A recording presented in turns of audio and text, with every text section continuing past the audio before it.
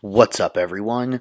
Welcome to the 28th episode of Super Brain Radio, the third installment of Chapter 6, Useful Tools, where we're taking a little bit of a right-handed turn from building on content, because we've built quite a bit over the last 5 chapters, and now we're focusing on your ability to take information that you've learned and put it into real-life, real context settings, for more reasons than one, including that's how you get explicit and powerful control over the information you have at hand and the tools in your toolbox.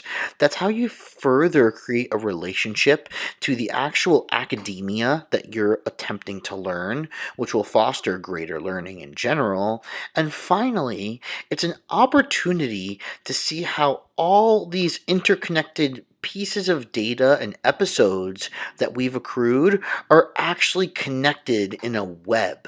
And that is essentially looking at, in the most general way, what does it mean to get better at something? It's these web of data points that synergistically come together and make a greater picture. But you need to be able to understand each individual data point along the way for that picture to mean something to you. Now, in the first 2 episodes of this chapter, we talked about choline, electricity, and nootropics, and how essentially those three come together to make a behavioral change. Electricity and choline are going to be how we actually move the information. Nootropics are related to the information. When those three kind of optimize together, we have well-coordinated expressions of movement, speech, whatever have you.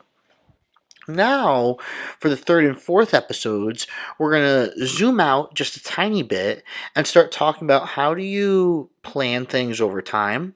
How do you extrapolate what happens on a small scale and make it relatable on a big scale? And so on and so forth. So today's episode is all about contrasting. And what I mean by this is it's the application of things and the notion that by adapting to extremes, you actually end up having a larger stock of enzymes that can deal with any scenario rather than spending all of your time and effort in the middle, if you will, and focusing on attaining them one by one, if you will. So this is actually saying that I believe exposure to extremes and ability to handle two of the same extremes properly and safely together in a regimented manner is going to ultimately give you better results than if you took the same exact amount of effort and put it in a more streamlined and balanced manner. And this is purely from a biological and specifically an enzymatic standpoint. The reason that's important is because that's how change actually happens. You make enzymatic changes that end up altering the function of something. When functionality changes enough, the hormones involved change. When the hormones involved change, the entire city or town, if you will, of connected cells, maybe in an organ, maybe in a muscle, start to ultimately behave differently, and so on and so forth. It keeps extrapolating outwards and outwards and outwards until you're a different person. So the first thing we need to wrap our head around is it's not the speed at which you attain an adaptation that necessarily is most important. So you have to realize a skill is kind of like learning a new word in a language. But when you learn a new word, you have to have a firm understanding of the definition of it, or you will potentially and likely misuse the word in a similar scenario because you don't understand the constraints and the how that word maybe delineates from a similar word, but the similar word might be the better fit for said scenario. Regardless, you need to attain explicit control over what you're doing, is my point. And if you want to have explicit control over a skill, you have more control if you actually have exposure in many different environments that are proficient, rather than being absolutely excellent in one environment. And it's obviously going to take longer to attain proficiency in multiple, but that is actually the best course of action for end outcome related performance goals. So, instead of thinking of things like the most important part of X is this little portion here, and I'm going to put all my eggs in this basket, it's better to say, how can this skill be seen successfully in many different environments. So maybe you want to get really good at throwing darts for whatever reason. It would be better to practice throwing a dart accurately when you are very, very tired after a workout, when you're already breathing heavy, after you've done darts every single day for 7 days in a row, and maybe after you're taking a little break, you measure your performance again and see how similar they all are. And if you can have the same technique, the same precision, trajectory angles, velocity, etc., under many different environments, when you get put in a good one, you will ultimately perform much better. And more importantly, because when we look at performance, it's more about decreasing the likelihood of mistakes rather than increasing the ceiling of ultimate capability. You're certainly more likely to avoid mistakes. Now, to give this episode more of like an in-depth feel of what do I actually do, I want to kind of break down the bullet points at the bottom of the PDF. And this again has to do with planning. The first is the law of extremes. So let's say you are doing this nutritionally and you want to make a body composition change, and maybe you're doing some meals that contain very, very little, if any, carbohydrates and more fat as your energy source, and meals that contain more carbohydrates and almost no fat as your energy source. This is how the law of extremes can be applied to nutrition, and you go back and forth between them. You need to actually make sure there's enough time in between your meals that your ATP recycling cascades kick up in their respective notches related to what you just ate and can maintain your energy levels. This needs to be done not just before you eat your next meal, but before you make any change as well.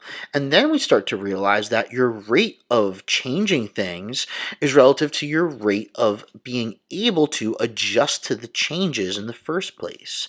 So it's not that you need to spend 2 weeks at this calorie range, then 2 weeks at the next one, and 2 weeks at the next one. It's more so looking at things of how long did it take your biology and your metabolism to attain maximum proficiency at eating in this fashion? What is the data that we learned from it based on whatever we were tracking? And how do we move forward to continue making progress from here? The next thing is to plan backwards. Now, this makes sense whether you're setting up a calendar for athletic performance or maybe your business, whatever it is. You look at the end outcome goal and you reverse engineer how to get there. So, from the end outcome goal, what's the very last thing we need to focus on to seal the deal together? How can we be properly prepared before that? How can we be properly primed to handle what comes before sealing the deal? I've talked about this many, many times in the past, but this is how you create a forward-moving plan. Because in real time, there's always going to be adjustments that need to be made, variables that were unaccounted for, and things that ultimately change at different rates than you anticipated. And it's not something that needs to be planned for. You can't plan for the randomness and the auto-regulatory needs of being in real time. What you do want to do, though, is have an outline of adaptations in a subsequent order that you want to chase, and you can use that as your guiding force as you traverse the day-to-day world.